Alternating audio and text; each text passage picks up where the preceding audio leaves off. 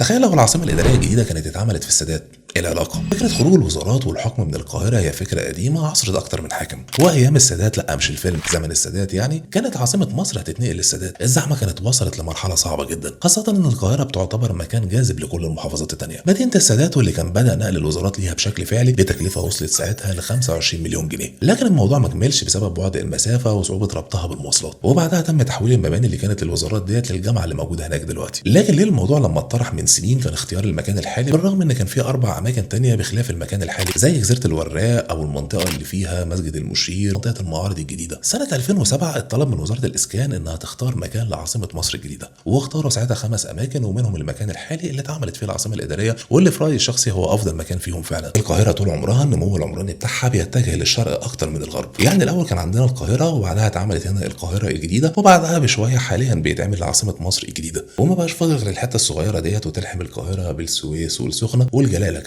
كمان في رايي الشخصي ان العاصمه الاداريه لما تتعمل شرق النيل ده هيكون افضل من اي مكان تاني، بعيد عن حلم اولاد العم من النيل للفرات. العاصمه الاداريه اصبحت واقع مش مجرد خطط على ورق، مدينه عالميه ضخمه مربوطه بكل مكان في مصر بوسائل نقل مختلفه وحديثه وعالميه، كمان حي حكومي بيضم كل الوزارات المختلفه، وكمان مناطق سكنيه وترفيهيه وثقافيه كمان، والاهم طبعا منطقه المال والاعمال ديت، واللي هتكون اهم منطقه اقتصاديه في الشرق الاوسط الفتره الجايه، واللي هتضم جزء كبير جدا من اقتصاديات الشرق الاوسط. العاصمه هيكون فيها سوق ضخم متخصص في الذهب على غرار الاسواق العالميه، وجنبه كمان منطقه تجاريه ضخمه وهي منطقه الداون تاون او وسط البلد الجديده بتاعت عاصمه مصر الجديده ديت. وسط البلد الجديده اللي بتتبني واللي لسه قدامك فرصه ان يكون لك فيها مكان، علشان ما يجيش الوقت واللي احفادك يقولوا لك ما اشتريتلناش ليه فيها يا جدي. لو مهتم بفرص الاستثمار هناك اكتب في الكومنتات كلمه استثمار وهتوصل لك كل المعلومات عن الفرص المتاحه للاستثمار هناك. ولو انت مطور عقاري وفي نسب تنفيذ كويسه والمشروع بيقدم قيمه جيده مقابل السعر، تقدر تتواصل معانا لان حاليا بنجهز لاكبر منصه عقاريه باذن الله.